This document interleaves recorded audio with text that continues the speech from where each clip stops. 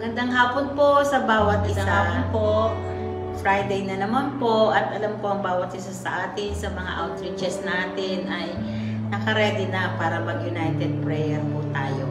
At bago po natin umpisahan, gusto ko lamang pong i-remind yung 5 na napag-aralan natin itong week na to.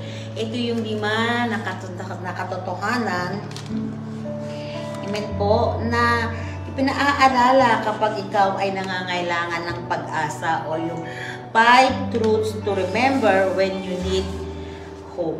Amen po, yung ipinapaalala sa atin ng Panginoon pag tayo po ay nangangailangan, ito po ay ang pag-asa. Amen po, napakaganda po ng ating topic itong week na to at ang katotohanan po ay may pag-asa. Amen po, kanino? Sa Panginoon. At itong 5 ito ay napag-aralan natin at isa-isahin ko po, mabilis lamang ito. Sabi niya po sa number 1, Christ is the source of your hope. So, ang Panginoon, ang ating source. Anong bang source?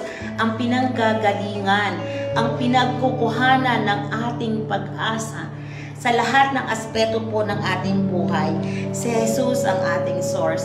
Kung maaalala po natin, very common po pag tinatanong, sample po, saan ka kumukuha ng income mo? Anong source ng income mo?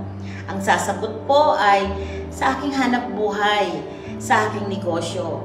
Pero tayo po, ang sagot po natin, saan nanggagaling ang iyong source of income? Nanggagaling sa Panginoon. Sapagkat ito ay binigay na ng Panginoon, pinanggagalingan ng ating pag-asa ay ang Panginoon. Si Jesus po ang ating pinagmulan. Siya yung Diyos na kinukuha natin, no? Yung pag-asa na galing sa Kanya. Ano man po ang sitwasyon natin, at especially po kung pagdating sa sakit, sa kukunin ang source ng kagalingan sa Panginoon, sa kawalan, saan ang source? Sa Panginoon. Sabi niya po sa 1 Peter chapter 1 verse 13, hindi ko na po babasahin. Ito po ay nabasa naman natin. So, ang ating tunay, amen po, na source o pinagmulan, pinanggalingan ng ating pag-asa ay ang Panginoon. Every time po na sasabihin mo, nangihina ako, ang tanging pag-asa po natin ay ang Panginoon. Number 2 po, sabi niya po, God has allowed your circumstances for your good and His glory. Romans chapter 8 verse 28 to 29. Pinayagan ng Diyos, no? Hindi po niya ibinigay o gusto, kundi pinayagan ng Diyos ang ating mga difficult times, mga trials, para makita natin ang kabutihan at kaluwalhatian ng Panginoon. Kung maalala natin, isang example po dito, amen po, ay si Job. Amen, inalaw ng Diyos na mangyari ang mga nangyari kay Job. Alam naman po natin. Pero, nandun yung pag-alalay at pagsama ng Diyos. Andun yung binigyan ng Diyos si Job ng assurance na siya ay sasamahan sa kabila ng mga difficult times or hard times po niya. Kasama natin ang Diyos sa mga time na may pagsubok tayo. Hindi kanya hayaan na mag-isa ka lang, lalakad sa magulong sitwasyon. Ipapakita at ipapaalam ng Diyos na nandito lang siya sa iyo. At sasabihin ng Diyos, ako yung pag-asa mo. Kung maalala po natin yung footprint in the sun, akala mo, 2 pa lang kayo na naglalakad. Hanggang dumating ang time, nakita mo, isa na lang yung paa. Ang sarap tanong niya ng Lord, diba? Sabi, Lord, iniwan mo na ba ako? Ano po ang sagot ng Panginoon? Hindi, anak. Karga-karga kita. Nangapa ako na yan. Yun po yung pag-asa natin. Yung assurance na hindi ka iiwanan sa madilim o sitwasyon na hindi po natin kaya. Number 3 po, concentrate of what is true and excellence. Philippians chapter 4 verse 8. Ituon or i-focus mo kung ano ang katotohanan, mabuti sa Panginoon. No, yung the highest excellent. Amen po? I-concentrate mo, i-focus mo yung mga pangako ng Diyos dun sa pag-asa na yun. kahit kailan, anuman yung harapin mo, personal na buhay mo, ministry mo, pamilya mo, anuman ang Panginoon ang laging kasama natin. I-concentrate mo lang, i-focus mo lang. Ituon lang po natin. Sabi niya nga po sa Philippians, bilang pagkatapos mga kapatid, lagi ninyong isa-isip ang mga bagay na karapat-dapat, kapuri-puri, may bagay na totoo, mga bagay na totoo, marangal, matuwid, malinis, kaibig-ibig at kagalang-galang. Yung po yung i-focus natin. Yung ating mata, yung ating pananampalataya. Concentrate lang tayo sa Diyos. Kasi alam natin, sa bawat ginagawa natin, kasama mo ang Diyos. Kailangang mabuhay tayo ng may magandang imahe. Amen po, at karapat-dapat sa Diyos. I-focus lang po natin ang isipan natin doon sa katotohanan. Amen po. Sikapin na karapat-dapat tayo sa paningin ng Diyos. Be true. Naging totoo po tayo sa harapan ng Diyos, sa likod. Amen po. Kasi nakikita ng Diyos lahat po yan. Amen po. Totoo ba? Or kailangan maging totoo ka sa harapan ng Diyos? Kasi pag totoo tayo sa harapan ng Diyos, sino man ang ating kaharap, magiging totoo tayo. Ang Diyos ay banal, dapat tayo po ay magkabanal, maging banal. Mahirap po yun, pero dahil andun yung assurance, magagawa po natin. Number one po, God has granted us everything we need through the true knowledge of Him. 2 Peter chapter 1 verse 3. Pag-asa, amen po, ang nakikita sa atin. Amen po. Yung pag-asa na alam mong pag Kristiyano, ma-anticipate mo na ito, punong-puno to ng pag-asa. Even though hindi nila alam, ang dami mong pinagdadaanan.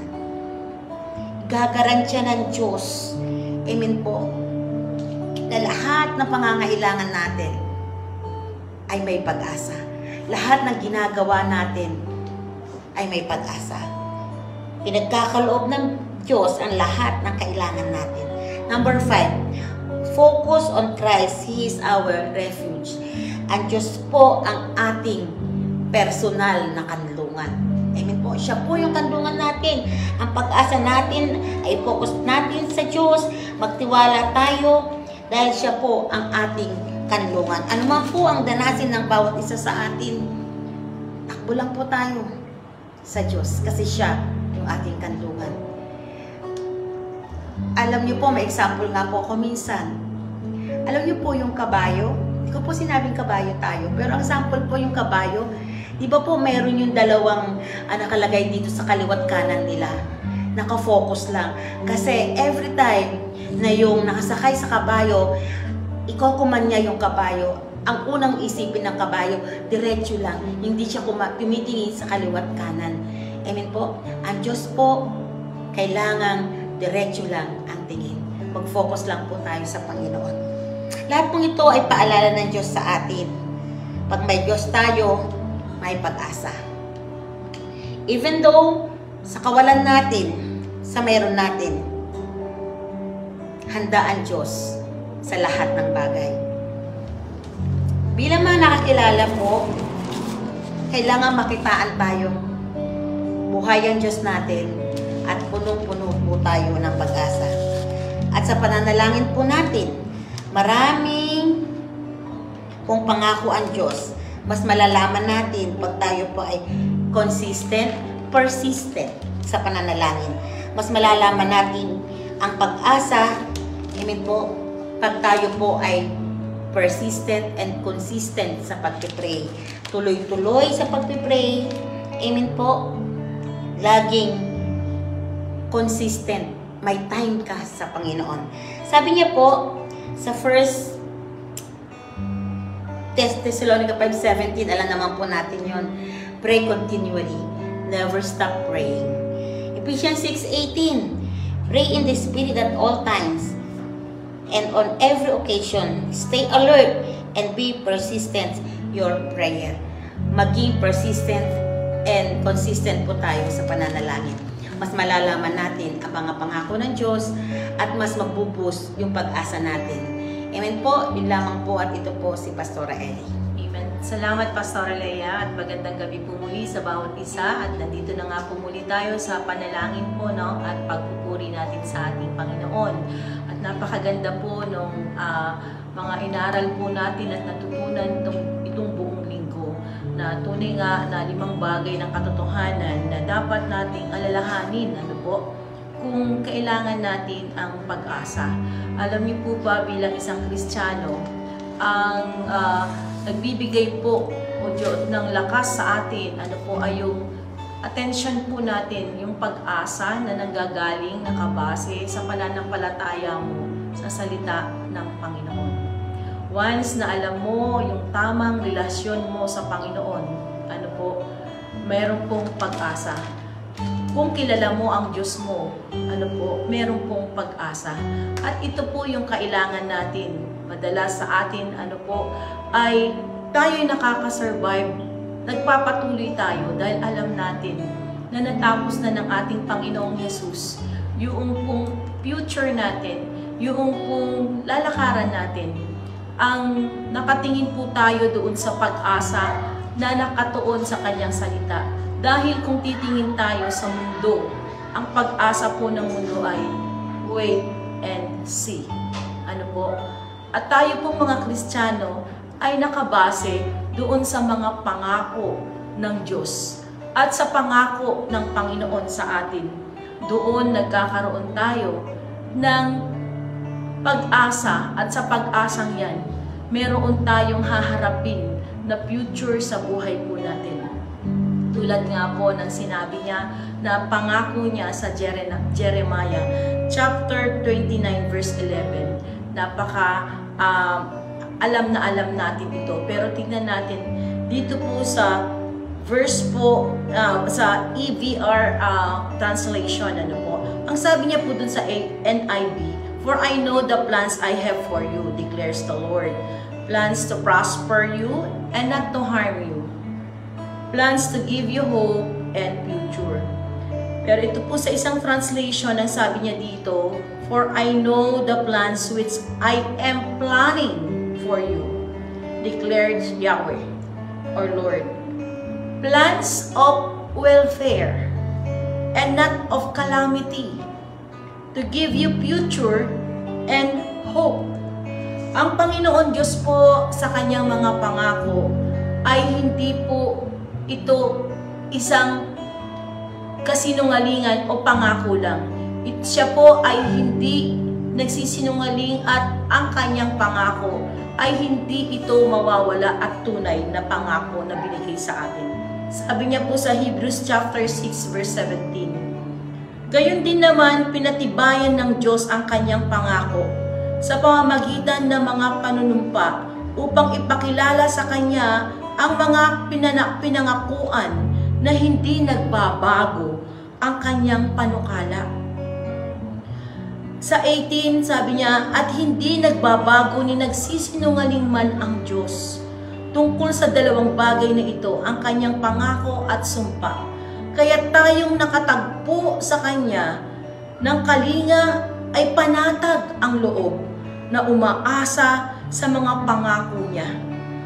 19, "Ang pag-asang ito ang siyang matibay at matatag na angkla ng ating buhay, at ito'y umaabot sa hangganan sa kabila ng tabing sa templong panglangit na sa dakong kabanal-banalan." Siya po ang nakaangkla. Tayo ay nakaangkla, anchor, sa ating Panginoong Jesus. At ang sinabi niya rito, ang kanyang mga pangako ay hindi ito, sabi niya, nagbabago. Amen po. At dahil sa hindi nagbabago at hindi nagsisinungaling ang ating Panginoong Diyos, ang 2 bagay na ito, yung pangako niya at sumpa, ay sabi niya ganun po dito, natagpuan natin ng simula ng tinanggap natin ng Panginoong Yesus. Yung kanyang kalinga ay merong kapanatagan, sa ating loob na umaasa sa kanyang mga pangako. Ang mga Ang hope po ay hindi yung mga bagay na nakikita mo.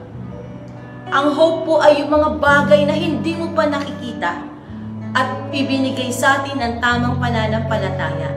At aalalahanin natin every time na nangangailangan tayo, every time na minsan nagkakaroon tayo ng mga problema. Alam niyo po, may mga dumarating sometime depressed ka. Minsan malungkot ka na, minsan may mga question ka. Pero may pangako ang Diyos, na hindi nagbabago. At ang kanyang mga salita ay hindi nagsisinungaling. Ang ganda ang una niyang sinabi na nabasa ko natin kanina dito. Si Jeremiah that time ay depressed. Si Jeremiah that time ay hindi niya alam kung ano ang dapat niyang gawin. Amen po. Pero nandoon po yung pangakong naiwanan ng Diyos sa kanya at sinabi ng Diyos sa kanya. Sabi niya, "For I know the plans which I am planning for you." Hindi tayo, may mga kanya-kanya tayong plano, pero mas may plano ang Panginoon sa atin. Kaya nga, not my will be done, but your will be done, Lord. May mga plano tayo, pero ano ba ang plano ng Diyos para sa iyo? Minsan depressed ka, minsan nabigo ka, minsan hindi natupad, hindi nangyari, hindi mo nakamtan, hindi mo natanggap. Marami kang mga prayers, pero hindi nasasagot. Marami kang mga prayers na minsan na-fulfilled ito. Pero ang sabi niya kasi, huwag mong tignan ang plano mo. Ang tignan mo, Jeremiah, sabi ng Panginoon is, my plan for you. Ang sabi ng Panginoon, ang plano ko sa iyo ay sa welfare mo. Yung pong kalagayan mo, yung pangangailangan mo, nakaplano sa akin yan, isusupply niya yan. Amen po. At sabi niya ganon, hindi lamang yun, and not of calamity, hindi para ikaw ay magdusa, hindi para ikaw ay mawalan ng pag-asa. Ang mga nakakilala sa Panginoong Diyos ay hindi nawawalan ng pag-asa dahil ang pangako ng Diyos, isusupply ko ang mga pangangailangan mo. Isusupply ko ang naisin mo. Amen po. Isusupply ko yung mga pangangailangan mo, sakit, pangangailangan pinansyal, pangangailangan sa pananamit, pagkain, welfare. Amen po. Ang sinabi niya po rito, at yung purpose ng pagkakilala mo sa Kanya, ay sabi niya ganito, ay hindi para ikaw ay mawalan ng pag-asa. Hindi para ikaw ay magkaroon ng paghihirap. But sabi niya, to give you a future and hope. Para mabigyan ka ng magandang kinabukasan at pag-asa. Nung tayo ay nakakilala sa ating Panginoon, may mga time na napag-aralan natin, sa 5 napag-aralan natin na ito yung mga dapat nating alalahanin kung tayo ay nangangailangan, ng pag-asa. Binigay po sa atin yung 5 at tandaan po natin, ang Panginoon, He keeps His promise. Kaya magpatuloy lang po tayo, hindi po tayo iniiwanan ng Panginoon. Hindi kita iniiwanan ni pinababayaan man, sabi ng Panginoon. At ang kanyang salita ay sinasabi niya dito, amen po, sa 19, ang pag-asang ito ang siyang matibay at matatag na angkla ng ating buhay. Ang angkla po natin, ang anchor natin ay ang Panginoong Jesucristo. At ito'y umaabot hanggang sa kabila ng tabing sa templong panglangit, sa dakong kabanal-banalan, hanggang sa makita natin ang Panginoong Jesucristo. Face to face na hinihintay natin ang Panginoon at never give up. Huwag po natin tignan ang sitwasyon natin o ang problemang meron tayo. Kundi tignan natin ang pag-asa ay nasa pangako ng Panginoon. At kung anuman ang meron ka ngayong kalagayan, kapatid, may anchor tayo. It is Jesus Christ na nagbibigay ng tibay sa atin hanggang sa dumating siya na tayo ay dadalhin niya doon sa kabanal-banalang trono na binigay sa atin ng Panginoon. At ngayon po, patuloy lang tayong manalangin dahil ang panalangin natin ay may kasagutan dahil may pag-asa sa ating Panginoon. For I know the plans which I am planning for you, declares the Lord, declares Yahweh, plans of welfare and not calamity, to give you future and a hope. Sige po, tayo po ngayon ay manalangin at magpuri at manalangin. Hallelujah. Thank you, Jesus. Ang gabi ng buhay na laan, nakalulugod sa iyong harapan. Ang bawat paghinga at pagbintig ng puso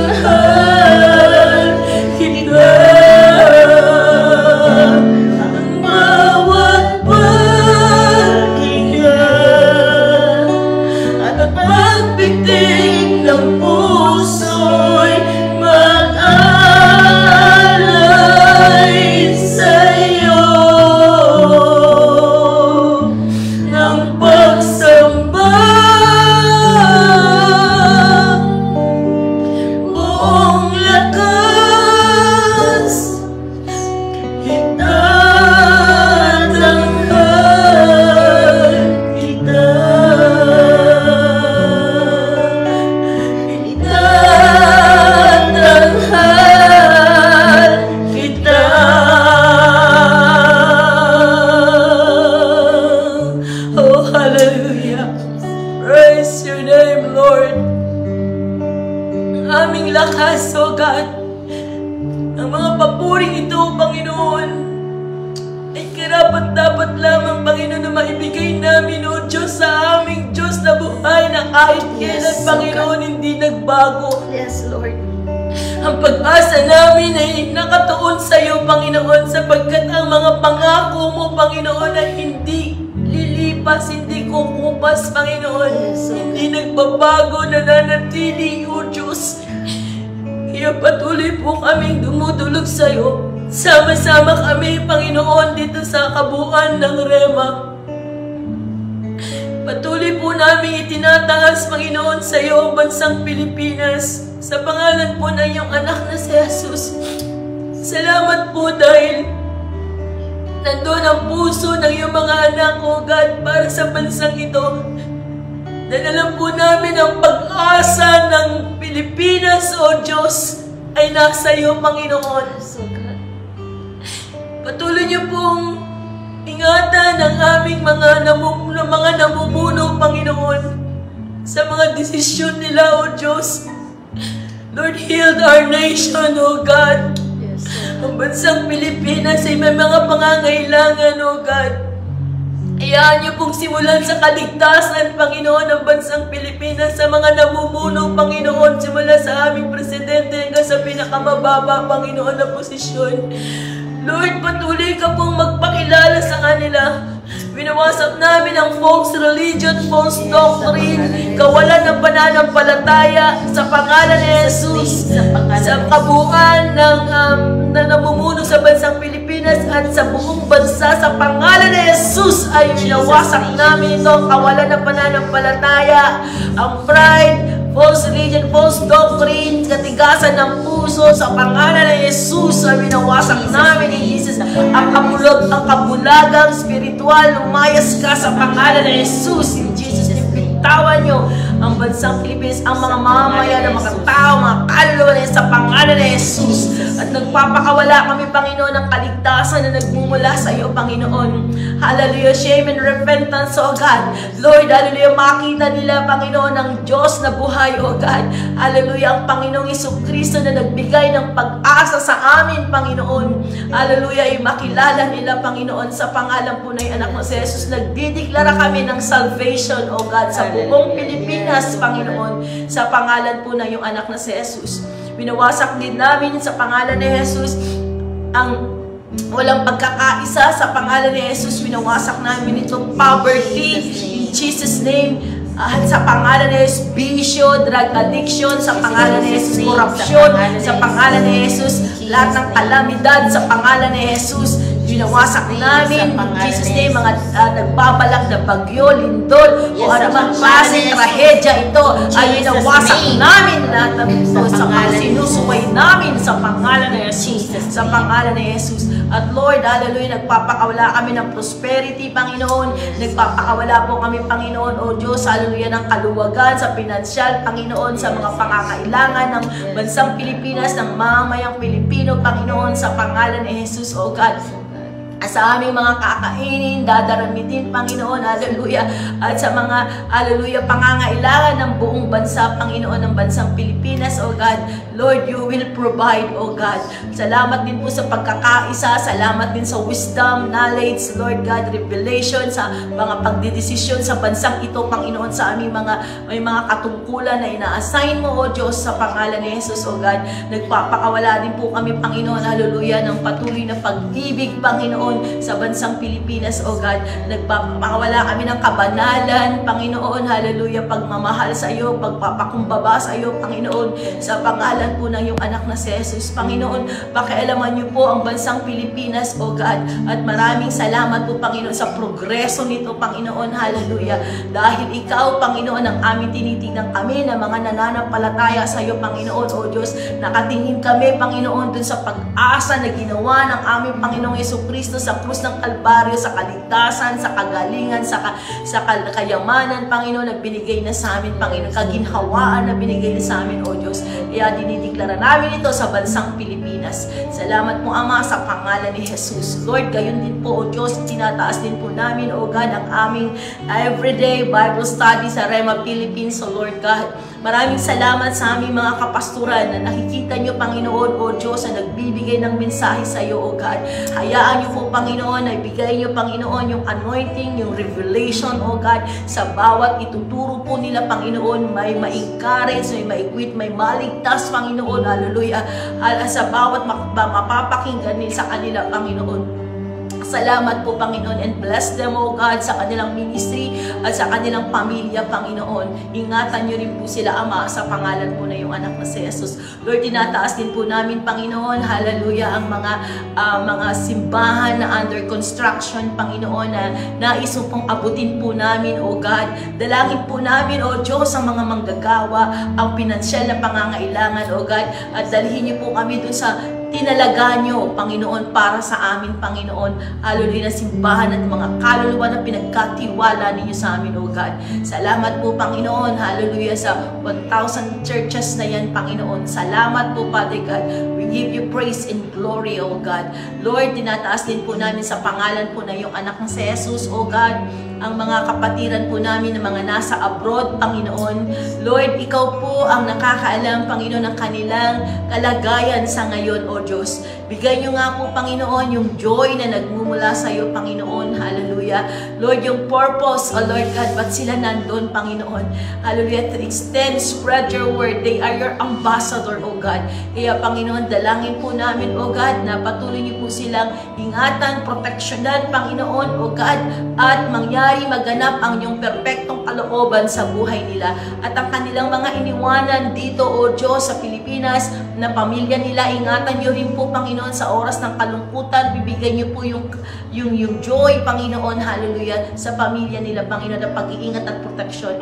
Lord, pinagkakatiwala po namin sa iyo ang mga kapatiran namin sa abroad, Panginoon, na patuloy niyo rin po ibigay yung bigatin, burden, Lord God, hallelujah, kung ano yung plano mo para sa kanila at sa ministeryong pinagkatiwala. Salamat po, Panginoon, sa pangalan ni Jesus. Lord, tinataas din po namin, O God, ang mga prayer requests, O God, ng mga kapatiran namin ngayon, O Diyos. Lord, na isulat man nila ito sa papel, Panginoon, O God, hallelujah.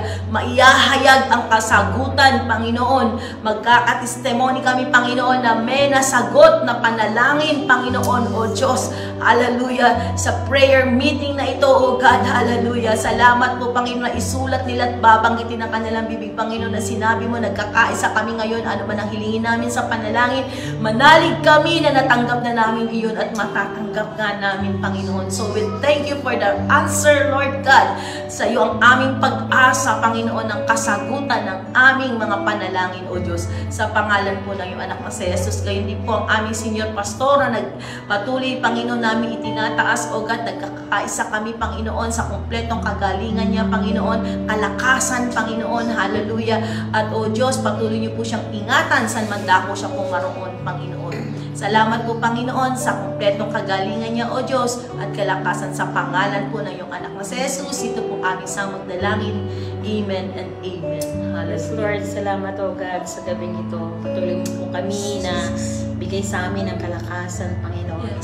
Mag-focus sa iyong salita upang maging pag-asa ng aming buhay, Panginoon. Dalangin namin sa iyo, O God, ang aming Senior Pastor. Salamat sa patuloy na pag-iingat mo sa lahat ng kanyang pinupuntahan, Panginoon, sa mga missions niya. Ikaw ang siyang gumabay sa kanya at kalakasan nagmumula sa iyo. Ganun din po, Lord, tinataas namin kanyang mga kapatid ng mga nasa ibang bansa ang pag-iingat, O God. O Lord, ay pinapakawalan namin sa buhay nila, O God. Patuloy mo silang ingatan sa lahat ng aspeto ng kanilang buhay.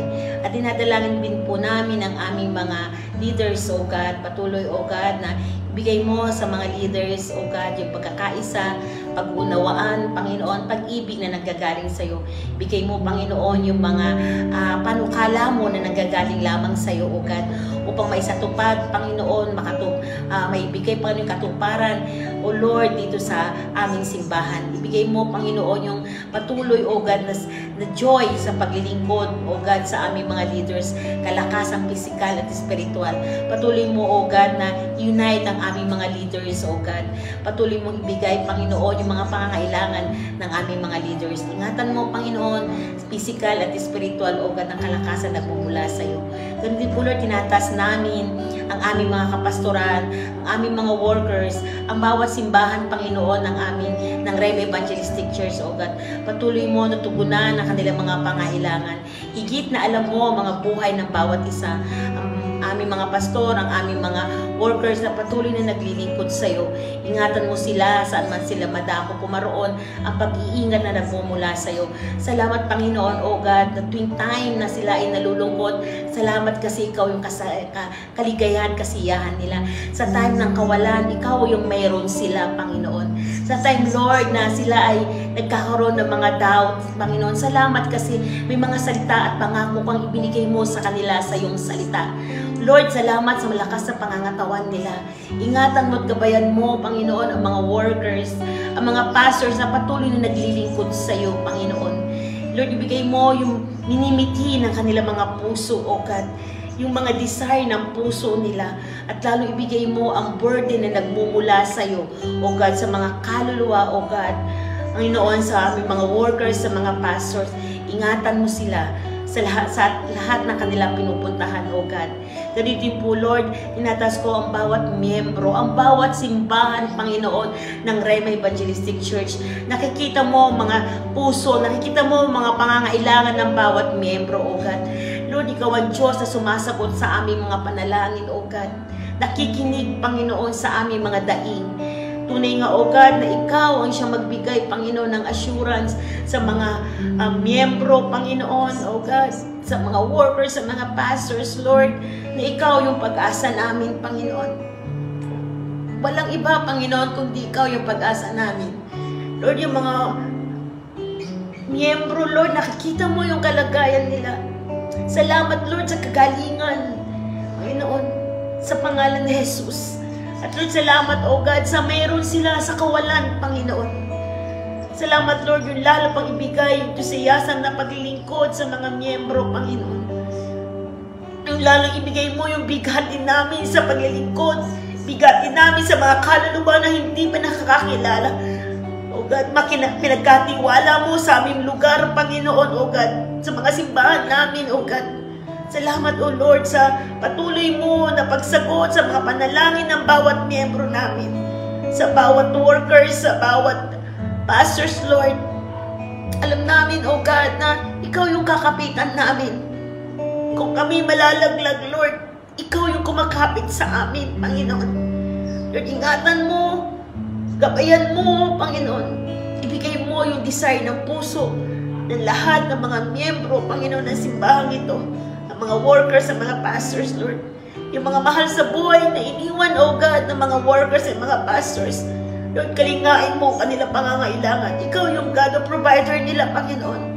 Patunayan mo, Lord, na ang pagpili sa paglilingkod sa iyo ay hindi kawalan, kundi kapakinabangan, Panginoon. Lord, salamat, Jesus. Amen. Amen. Tayo po'y muling magpuri sa Panginoon. Napakabuti mo, Panginoon. Buti mo,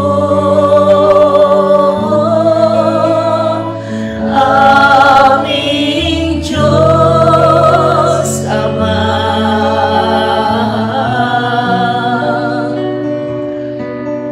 Ang iyong nilikha'n, luwalhaliin ka.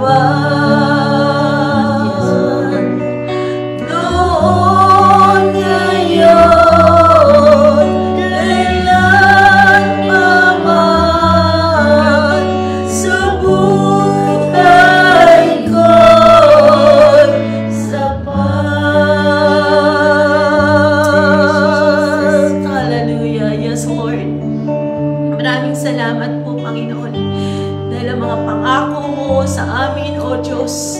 Hallelujah. Ang mga binigay mo, mga salita mo na siya nagbibigay ng pag-asa sa amin. Hallelujah. Kung kaya't kami nagpapatuloy, Panginoon. Kung kaya't patuloy namin, Panginoon, tinitignan, Panginoon, ang plano mo sa amin, ang pangako mo sa amin, O Diyos. Ang pag-asa na nakatingin sa iyo, Panginoon. Salamat po, O God, at sa aming mga napanalangin, ngayon pa lang ay nagpapasalamat na kami na tinugon mo na po ang lahat ng aming mga panalangin. Salamat po, O Diyos, na pong aming samot na langin sa pangalan po ng iyong anak na si Jesus. Ang lahat po ng anak ng Diyos na pinagpala ay magsabi ng Amen. Praise the Lord. Magandang gabi po sa bawat isa. Magandang gabi po. God bless po.